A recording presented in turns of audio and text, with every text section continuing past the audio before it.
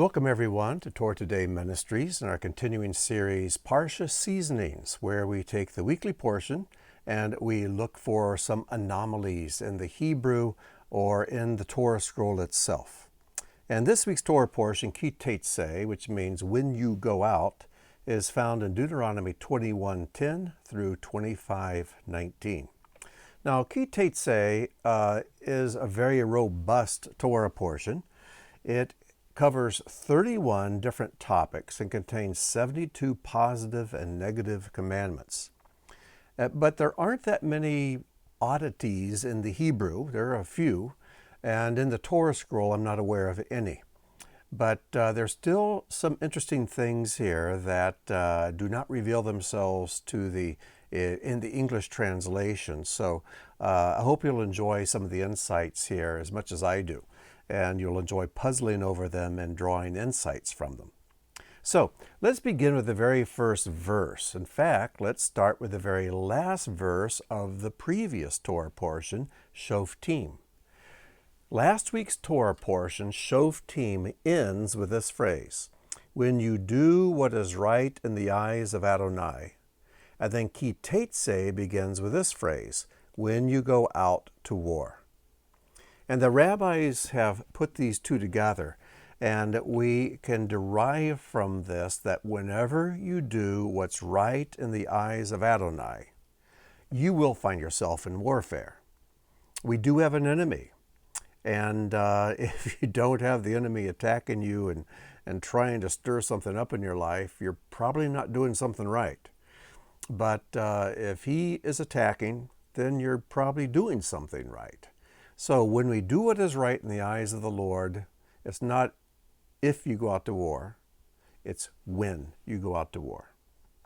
Now, the Hebrew word for war is the word milchama, and there you see it at the top. That's just the standard word for warfare. But what you find in the middle of the word, the three letters lamed, chet, mem, spell the word lechem, which is the Hebrew word for bread. Bread. This is not an accident. God placed it there because we have to understand something about the Hebraic mindset when it comes to war.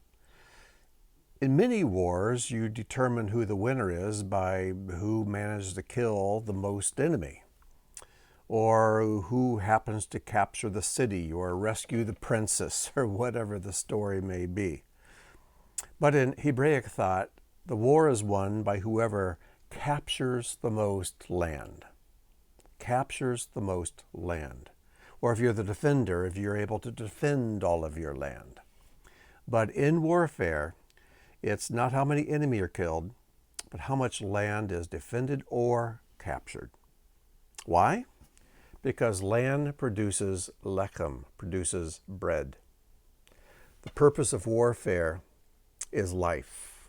And I know that sounds like it's totally contradictory, but we must remember that peace and life are the result of victory, not of compromise, not of rolling over. And victory only comes through warfare. We were born into this world. We're born into a war zone. And the sooner we realize that and learn how to use the weapons God has provided us and how the enemy strategizes against us, the more victories we'll have. And the less we'll stew about all the things we go through. We'll find out that our God, as it says in Psalm 23:5, that our Lord prepares a banquet for us, a table in the presence of our enemies. Think about that. Picture yourself in a place where you're surrounded by enemies, and they've got their swords out, their spears, their bows, their arrows, and they're gnashing their teeth, and they're ready to attack. And God says, hey, come sit down and have a bite to eat. It's like, well, Lord, don't you see all the enemies around me? He says, yeah, no problem. Let's eat first. Just relax. And that's what God does. He prepares a table for us in the presence of our enemies. And So if we have faith in God, if we're doing things right, the victory's ours. One of the worst things we do is be afraid. But anyways, I'm really digressing from our points here. So let's move on to the next thing. Now in chapter 21, verse 17, it discusses the man who takes a second wife. And let's say the first wife has a son, and then he takes a second wife, and she has a son. And for whatever reasons, he likes his second wife a lot more than his first. God is saying, whether you like her more or not, the firstborn son of your first wife gets the firstborn status. Firstborn status is something we'll discuss in another teaching. I've discussed it extensively in the story of Jacob and Esau, and how Esau spurned his birthright, which is part of the firstborn status, but he wanted his blessing, which is also part of the firstborn status. So anyways, God is saying here, rather he must acknowledge the firstborn, the son of the unloved, by giving him a double portion of all that he has, for he is the first fruits of his strength. The right of the firstborn is his. So twice we find the word firstborn, which is the word bachor. Bachor. And the firstborn is to be given a double portion. Now Messiah is called the firstborn of all creation. We have to understand something. The firstborn status would normally belong to the first son to be born. But if that son proved unworthy, it went on to the second son, or the third, or on to the fourth. And in the case of Jacob's sons, the firstborn status moved from Reuben because of his sin. The next two in line were Simeon and Levi, but because of their sin at Shechem, the firstborn status passed on to the fourth son, which was Judah. And so it's from Judah that the kings of Israel would come. And in fact, Jacob had two firstborn sons. He had the firstborn son, which came through Leah, but Rachel was the woman that he originally wanted to marry, the only woman he wanted to marry. And so her firstborn son, Joseph, was also considered a firstborn. But that's another long story. But the firstborn status, whoever has that gets a double portion of the inheritance. Also double the responsibilities in the family when the father passes. But he gets a double blessing of the inheritance. And what's interesting is the word Bechor, we spell it here down the left-hand side, Beit, Kaf, Vav, Resh. Each of these numbers is very unique in that it's a doubling. Beit is the second letter of the alphabet, has numerical value of 2. It's worth double the letter before it. Kaf has numerical value of 20, which is double the letter before it, which is Yud, which has numerical value of 10. Let's skip Vav for a second, go to Resh. Resh has a numerical value of 200, which is double the numerical value of the letter before it, which is Kof. But Vav has numerical value of 6. But Vav is the only letter whose name, when you spell it out, is just the doubling of the letter. Vav is spelled Vav Vav, as you see here. You just double the letter. So everything here has to do with a doubling. And so we see built into the word Bechor, this doubling of everything that goes to the firstborn son. Now, as we move on to Deuteronomy 22, verse 10, it says that you shall not plow with an ox and a donkey together. Now, there's a lot of good reasons why you would not plow with an ox and a donkey together. I don't know why anyone would even imagine doing such a thing, but there's still a mitzvah here, a commandment that we do not put an ox and a donkey in the same yoke. And think about it. An ox is a kosher animal, a donkey is not. An ox is big and a donkey is small. And there are any number of differences between these two animals that would suggest you do not plow with them together. But this word plow is a very common word in the scriptures, but only in 2 places is it pronounced as you see it here. tacharosh. And I have put the vowel pointings so you can see how the vowel pointings are. And tacharosh is found this way with this pronunciation only 2 places in the entire Bible. So here's one of them, Deuteronomy 22:10, you shall not plow with an ox and a donkey together. And here's the other place. It's in Proverbs 3:29. It says, do not plot evil, which is exactly the same word, tacharosh. Do not tacharosh against your neighbor who dwells trustingly beside you. I think it's fascinating that this word has these two very different definitions. In fact, the root of the word tacharosh, kerish, usually means to be quiet. But Hebrew is very odd. It's very fluid in how it can take on different meanings, and we have to learn how to decode the words of Hebrew. So what does do not plot evil against your neighbor have to do with not plowing with an ox and a donkey together? At first, it doesn't seem to have any connection. But as you ponder it for a while, you'll notice a couple of things. First of all, both of them describe a mismatch. The mismatch between an ox and a donkey, and also the mismatch between a neighbor and a neighbor who plots evil against him. It's almost as if God is saying, your neighbor, because of his proximity to you, is someone who shares a yoke with you. And to some degree, you and your neighbor must accomplish a common purpose as long as you are neighbors. But if you're plotting evil against your neighbor who's relying upon you, that's a mismatch. That's like plowing with a donkey and an ox at the same time. You're not going to get the work done. And it's going to be really strange. It's really out of line. It's not normal. And for a neighbor to plot evil against their neighbor is not normal. And it's something God forbids. I think there's a lot more going on here, but I'll leave it to you to continue to meditate on this and see what insights you derive. Deuteronomy 23:13 is another case where we have a word that appears only 2 times. And it says in 23:13, and ye shall have a tent peg with your weapons.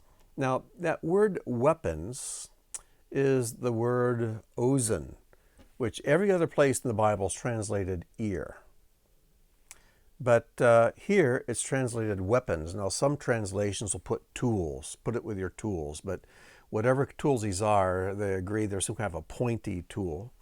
But the most, I think, accurate translation is weapon. And in fact, in Aramaic, this word does mean weapons. So I'm going to go with weapons here. And it says, you shall have a tent peg with your weapons. You know what I think of the whole armor of God as it's described in Ephesians. I don't see a tent peg listed among the armor and the weapons. And what does a tent peg have to do with our weaponry? Or if you translate it tools, why do we have to have a tent peg as a tool? Well, let's go on and see what it says. And when you sit down outside, you shall dig. You shall dig a hole with it and turn back and cover up your excrement. So, it's talking about hygiene in the camp. And so you carry among your weapons this kind of forgotten weapon, which is the tent peg. The word for tent peg is atid, and it's something we don't talk about much. When you think about the tabernacle, we think of all the gold that was used and the gold-plated, gold-covered timbers that were used for the walls of the holy place, and the Ark of the Covenant, the table of showbread, the golden menorah, the golden table of incense, and then the outside in the courtyard, the bronze altar and the bronze laver. And then you've got these tapestries hanging at the entrance and the beautiful embroidery that makes the ceiling of the tabernacle. And you've got the the panels of fabric all the way around the outside that create the courtyard, and the planks and the hooks that hold all of this in place. But without the lowly tent pegs, none of it would really stand up. The ceiling would cave in, the outside walls would blow down. That tent peg, that thing that anchors the tabernacle to the earth, is pretty important. And though the other materials of the tabernacle were described in great detail, and their materials and everything else, the tent pegs aren't really described. They're just tent pegs. Common old everyday tent pegs. And yet, these humble tent pegs make everything tend to stand up and stand in place. I think the tent peg represents true humility. And true humility is a powerful weapon. And I don't care how dignified a person is, whether they're a rock star or royalty or a president or a dictator, a king, they still all have to go and they have to sit down and produce excrement. There's just no way around that. There's something that we all have in common, and that's our basic human bodies that have certain needs and have to be taken care of. And so God says, when you do this, you keep with your weapons a tent peg, so you cover up what your body produces. Because He walks in our camp. He doesn't want to be offended by the things that are produced just naturally out of this human life that we live in these bodies. So He's saying, just be humble, cover it up, don't put it on display, and then turn your back to it and move on. So this word is found only 2 times. Only 2 times. It's found here, and it's found in Job 11:18. It says, you will be confident because there is hope. V'chafarta, you will dig around you and lie down secure. It's almost like, again, the war zone. And God is saying that what you're going to do is you got to dig a foxhole, and that you put yourself in it. And if you put yourself in this place of lowliness, you're protected. I have several friends who have been in combat. And if not in combat, they've at least been in the military. One of the skills they had to learn very quickly is how to dig a foxhole. Because to dig a foxhole, to put yourself down low, is to put yourself in a place of safety. And so in both of these verses, we see this word, which is only used twice, referring to very humble acts, very humble things. And in the first one, God wants the excrement covered so that He's not offended as He walks among the camp. And in the second verse, we're putting ourselves down low. And in both cases, this is something we do that has a powerful outcome. Humility. Humility. It's never overrated. In fact, it's so underrated. So anyways, I have all these ideas. I'm tempted to spin off into other areas, but we'll save that for another teaching. As we go on, we come to Deuteronomy 25:3. It says, 40 stripes may be given him. One of the forms of punishment was to whip someone 40 times. And they may have used like a cane or something. So basically, it's a spanking. 40 stripes may be given him, but not more, lest if one should go on to beat him with more stripes than these, your brother be degraded in your sight. So the purpose is to bring a degree of shame. No, people talk about cruel and unusual punishment, but the truth is, if punishment isn't a little cruel and unusual, is it really punishment? And sometimes shame is one of the things that helps us learn to correct our paths and to be humble. And God does allow us to be ashamed. It does have a purpose. But we're never to shame others. We're never to do that. Purposely, we're not to take that upon ourselves to shame another. So anyways, it says that you're doing this, but this person who's being beaten, and beaten publicly, he is your brother. And so what happened is that the rabbis decided, well, just to play it safe, we will not give 40, we'll give 39 stripes, only 39. In fact, in 2 Corinthians 11:24, Paul says, 5 times I received at the hands of the Jews the 40 lashes less 1, so 39 lashes. And one of the reasons they decided to go with 39 is because you take the Hebrew word for your brother, which is achecha, it has a numerical value of 39.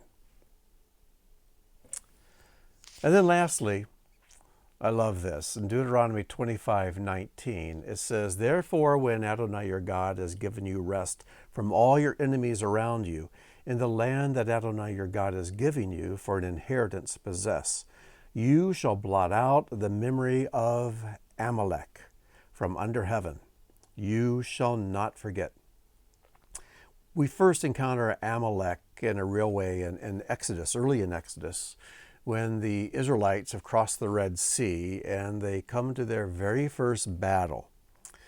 And God says a very strange thing. He says, you will utterly erase the name of Amalek from under heaven, and you will battle Amalek from generation to generation. Seems very contradictory. But what we learn about Amalek is that Amalek, which means people of licking up, Amalek represents the flesh. And whenever we don't walk in the Spirit, this, our Amalek, rises up to make us animals if it can. We do have animal bodies, and if we do not walk in the Spirit, we will fulfill the lust of these animal bodies. And Amalek will rise up. And remember, in the battle against Amalek, when Moses would hold the staff above his head, Amalek was weakened, and Joshua and the Israelites would win. But when his arms grew weary and the staff was lowered, Amalek was strengthened. Amalek was weakened, Amalek was strengthened. It's very fascinating. And so as we hold up Torah, as we follow Torah, and we commit ourselves to following God's ways, Amalek is weakened. But there's a day coming when Amalek will be completely forgotten, completely wiped out. And so here's the word Amalek as it appears in Hebrew. And whenever a scribe is making scrolls for tefillin or mezuzah scrolls or writing a Torah scroll, he has to do it on parchment, and he uses a quill pen, a feather pen. And you wear out these feather pens after a while. You have to use a pen knife and cut a new feather. And you want to test it out to make sure it's writing the way it should before you continue writing your Torah scroll or whatever. So what they do when they've made a new pen, they get a scrap piece of parchment, they dip the pen in the ink, they write the name Amalek as you see it here, and then they take their pen and they cross it out. You just cross it out like this. And once they've done that and it looks good to them, they throw that scrap away and they continue writing their Torah scroll. So every time a scribe makes a new pen, he crosses out the name Amalek. You know, it wouldn't be a bad exercise if whenever you or I get a new pen or a new pencil, or after we sharpen a pencil, just write down the word Amalek, cross it out, just as an exercise, to remember that we have an ongoing battle against this enemy that walks around with us. If we don't hold up the staff of Torah, then Amalek will grow strong. And we'll find ourselves living less like Messiah and more like animals. So let's walk in the Spirit. And how do we do that? By, out of love, obeying the Holy Scriptures that God has given us. Our handbook on how to be a human being. Our discipleship manual for the Messianic life. So I hope these few brief insights have given you something to think about. And until next week, when we look at the Torah portion then, I wish you shalom and God bless.